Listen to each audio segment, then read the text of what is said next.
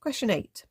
Prove that x minus 10 is less than x squared minus 5x for all real values of x.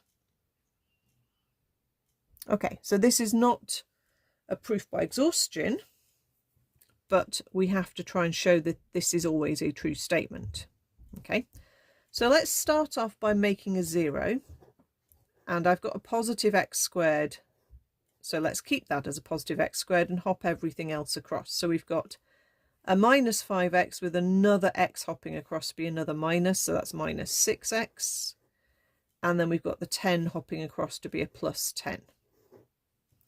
So how are we going to show that this is always positive?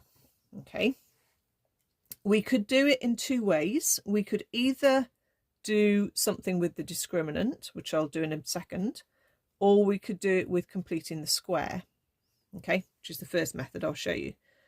So if we complete the square, we need to take half of the x coefficient and put it into the bracket being squared, and then that's going to give us, as we times this back out, it'll give us the x squared. It'll give us the middle terms as minus 6x, but it will also give me a plus 9 that I don't want.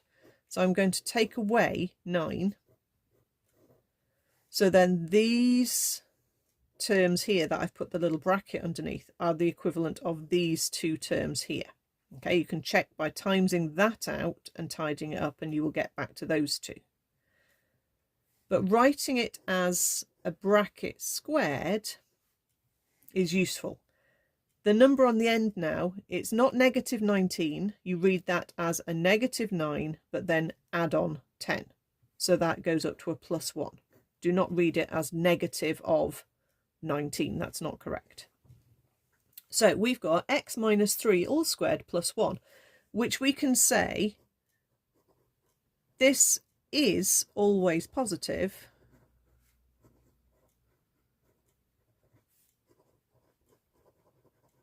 because squares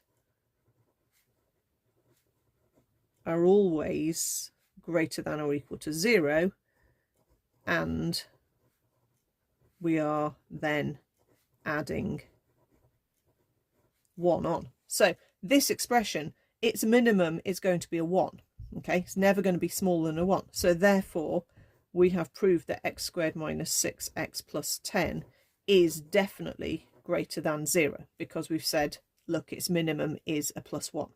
So that would do, that's perfectly good as a proof. Okay, the other thing we could have done to prove this without doing a completing the square process is we could use discriminant, but we've just got to be a little bit more careful that we do all the bits we need here. So to prove that a quadratic is always above 0 would be like proving our quadratic is hovering above the x-axis. Okay, and when a quadratic hovers above the x-axis, it has no solutions where it equals 0. Therefore, the discriminant of a quadratic which has no solutions is b squared minus 4ac, comes out below 0. So let's check. The discriminant of x squared take away 6x plus 10 would be negative 6 squared take away 4 times 1 times 10. So that's 36 take away 40, which is minus 4. So that is negative. That's what we wanted. The discriminant being negative means the quadratic has no real roots. But what you've just got to do is point out that it can't be the case where the quadratic has no real roots because it's always below 0. Okay, because that would be for a negative x squared quadratic, because it's the n shape. Okay, so we want to just say that it's not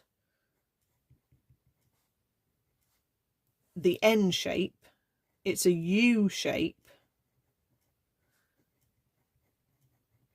because our x squared term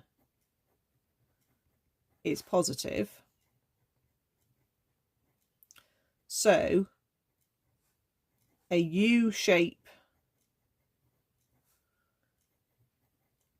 which doesn't have real roots